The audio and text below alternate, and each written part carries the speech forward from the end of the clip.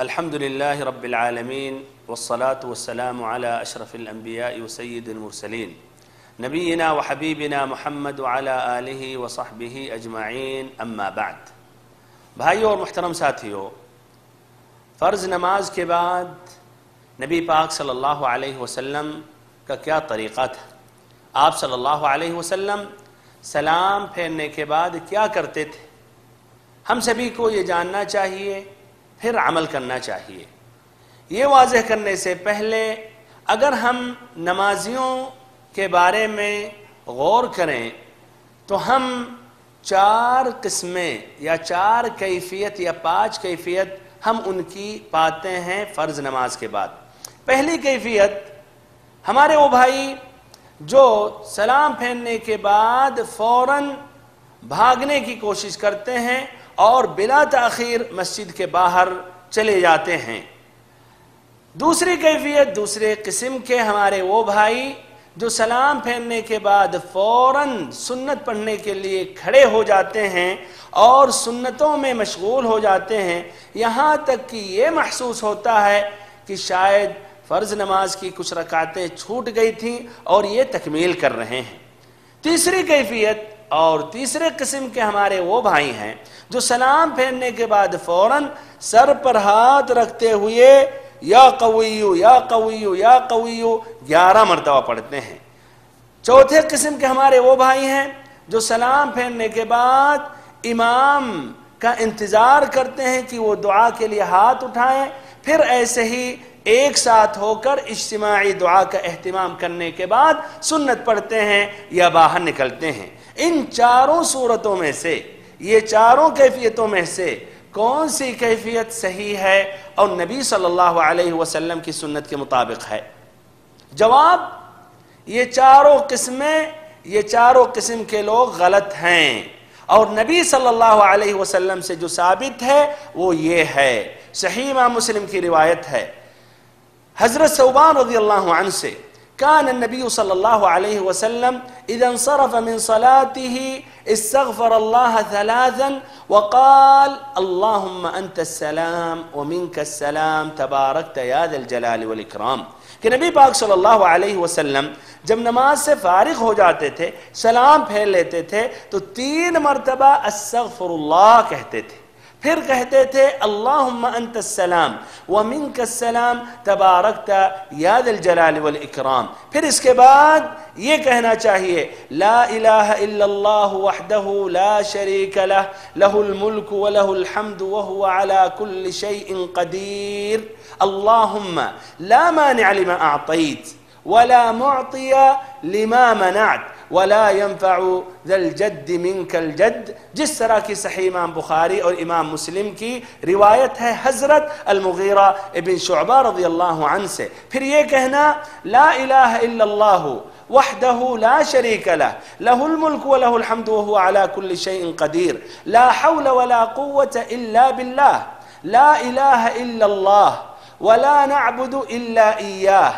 له النعمة وله الفضل وله الثناء الحسن، لا إله إلا الله مخلصين له الدين ولو كره الكافرون۔ جس طرح کی صحیح امام مسلم کی روایت ہے حضرت ابن الزبیر رضی اللہ عنہما سے۔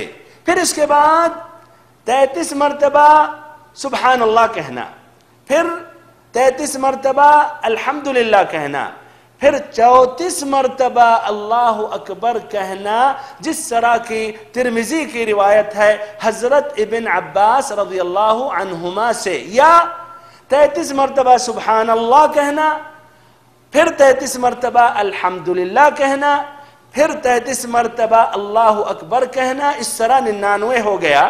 اور 1 مرتبہ لا الہ الا اللہ وحدہ لا شریک لہ، لہ الملک ولہ الحمد وہو علی کل شیء قدیر کہنا، اس طرح یہ عدد مکمل ہو گیا 100۔ جس طرح کی یہ طبرانی کی روایت ہے حضرت ابو ہریرہ رضی اللہ عنہ سے۔ پھر آیت الکرسی کی تلاوت کرنا، جس طرح کی النسائی اور الطبرانی کی روایت ہے. پھر سورۃ الاخلاص، سورۃ الفلق، سورۃ الناس کی ایک ایک مرتبہ تلاوت کرنا جس طرح کی الترمذی کی روایت ہے. ہمارے بھائیوں اور بہنوں، یہ نبی صلی اللہ علیہ وسلم سے ثابت ہے، آپ سے یہ مروی اور منقول ہے، ہمیں اس پر عمل کرنا چاہیے. یہ ہم سبھی کے لیے بہتر ہے اور افضل ہے اور اس میں زیادہ ثواب اور اجر ہے. اب رہی بات ہمارے وہ بھائی جو نماز کے بعد فوراً باہر نکلتے ہیں، تو یہ ہمیں جاننا چاہیے کہ یہ ذکر کے لیے بیٹھنا واجب اور لازمی نہیں ہے، نہ ایسے ہی یہ سنت راتبہ پڑھنا ضروری اور لازمی ہے. یعنی ان پر صرف یہ 5 وقت کی نمازیں فرض ہیں اور 5 وقت کی نمازوں کے علاوہ باقی سنتیں یہ فرض اور واجب نہیں ہیں. جس طرح کی صحیح امام بخاری اور امام مسلم کی روایت ہے، ایک شخص آیا نبی اکرم صلی اللہ علیہ وسلم کے پاس اور آپ سے اسلام کے بارے میں سوال کیا. آپ نے متعدد جوابوں میں سے کہا کہ 5 وقت کی نماز دن اور رات میں تم پر فرض ہے. اس نے کہا حل علی غیرہا، کیا ہم پر ان 5 نمازوں کے علاوہ کوئی اور نماز فرض ہے؟ تو آپ نے کہا لا الا ان تطوع، تم پر کوئی اور نماز فرض نہیں ہے، لیکن اگر نفل پڑھنا چاہو تو تم پڑھ سکتے ہو. تو ہمارے وہ بھائی گنہگار تو نہیں ہیں، لیکن اگر ان سنتوں پر انہوں نے عمل کیا اور ذکر کا اہتمام کیا تو اس طرح ان کے اجر و ثواب میں اضافہ ہوگا، نور علی نور ہوگا. اور دوسرے قسم کے ہمارے وہ بھائی جو فوراً سنت پڑھنے کے لیے کھڑے ہو جاتے ہیں، تو لا شک سنت پڑھنے میں بہت ہی اجر و ثواب ہے. بلکہ صحیح امام مسلم کی روایت ہے، ام حبیبہ ام المؤمنین رضی اللہ عنہا سے مروی ہے، کہتی ہیں سمعت النبی صلی اللہ علیہ وسلم یقول من صلی للہ 12 رکعہ فی یوم ولیلہ بنى الله له بهن بیتا فی الجنہ یا بنیا له بهن بیت فی الجنہ، کہ جس شخص نے دن اور رات میں 12 رکعتیں پڑھیں، 12 رکعتوں کا اس نے اہتمام کیا، تو اس کے لیے اللہ تعالی جنت میں گھر بنائے گا. سنن میں اس کی وضاحت ہے کہ 2 رکعت فجر سے پہلے اور 4 رکعت ظہر سے پہلے اور 2 رکعت ظہر کے بعد اور 2 رکعت مغرب کے بعد اور 2 رکعت عشاء کے بعد. لیکن ہمارے ان بھائیوں کو ذرا ٹھہر جانا چاہیے. فرض نماز کے بعد یہ اذکار کا اہتمام کر لینا چاہیے، پھر اس کے بعد یہ سنت کو ادا کرنا چاہیے. اس میں زیادہ بہتر ہے اور نبی صلی اللہ علیہ وسلم کی سنتوں پر زیادہ سے زیادہ عمل ہے. تیسرے قسم کے ہمارے وہ بھائی جو سر پر ہاتھ رکھ کر یا قویو 11 مرتبہ پڑھتے ہیں، تو اس کی دلیل کیا ہے؟ کیا نبی صلی اللہ علیہ وسلم سے ثابت ہے؟ میں نے اپنے کچھ بھائیوں سے سوال کیا جن کو میں نے دیکھا اس طرح عمل کرتے ہوئے، تو انہوں نے مجھے بتایا کہ اس سے آنکھ کی روشنی بڑھتی ہے، آنکھ کی بینائی مضبوط ہوتی ہے. تو میں نے کہا یہ تو بہت اچھی بات ہے، میں بھی چاہتا ہوں کہ ہماری آنکھ کی روشنی بڑھ جائے اور بینائی مضبوط ہو جائے، لیکن اس کی دلیل آپ بیان کر سکتے ہیں؟ تو انہوں نے کہا کہ ہمارے پاس دلیل نہیں ہے، لیکن اہل علم سے میں پوچھوں گا. سبحان اللہ، بعد میں اتفاق ہوا، انہی کا سامنا انہی کے ایک عالم سے ہوا. تو میں نے ان عالم سے پوچھا کہ حضرت آپ لوگ سلام پھیرنے کے بعد سر پر ہاتھ رکھ کے یا قویو پڑھتے ہیں، تو کیا اس کی دلیل آپ بیان کر سکتے ہیں؟ اس کی دلیل آپ ذکر کر سکتے ہیں؟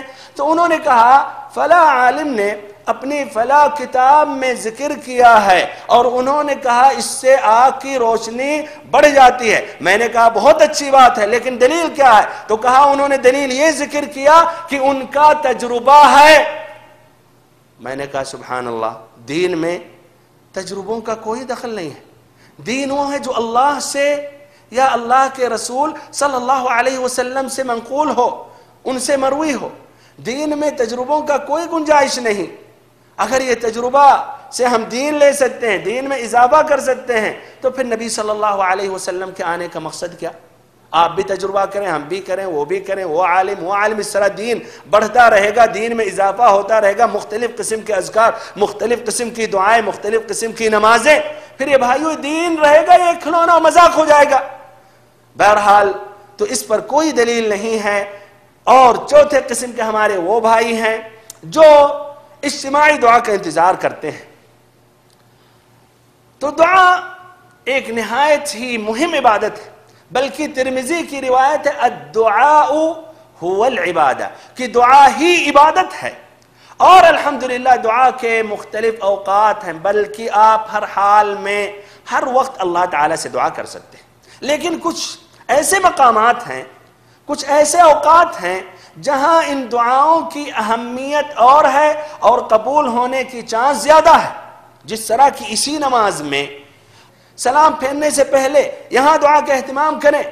اب سلام پھیرنے کے بعد آپ دعا مانگ رہے ہیں، جبکہ یہاں نبی صلی اللہ علیہ وسلم سے کچھ اور مروی ہے، کچھ اور منقول ہے، تو بھائیو یہ صحیح اور مناسب نہیں ہے. اور اجتماعی دعا کرنا یہ بھی نبی صلی اللہ علیہ وسلم سے ثابت نہیں ہے، نہ صحابہ کرام سے. وخیر الہدی ہدی محمد صلی اللہ علیہ وسلم، سب سے بہترین طریقہ، سب سے بہترین سنت نبی پاک صلی اللہ علیہ وسلم کی سنت اور طریقہ ہے. تو ہم سبھی کو نبی صلی اللہ علیہ وسلم کی سنت کو اپنانی چاہیے. اللہ تعالیٰ سے دعا کرتا ہوں کہ ہم سبھی کو ان باتوں پر عمل کرنے کی توفیق دے، اور نبی صلی اللہ علیہ وسلم کا جو طریقہ ہے وہ طریقہ اپنانے کی توفیق دے. وآخر دعوانا ان الحمد للہ رب العالمین، وصلی اللہم وسلم وبارک وانعم علی عبدک ورسولک محمد.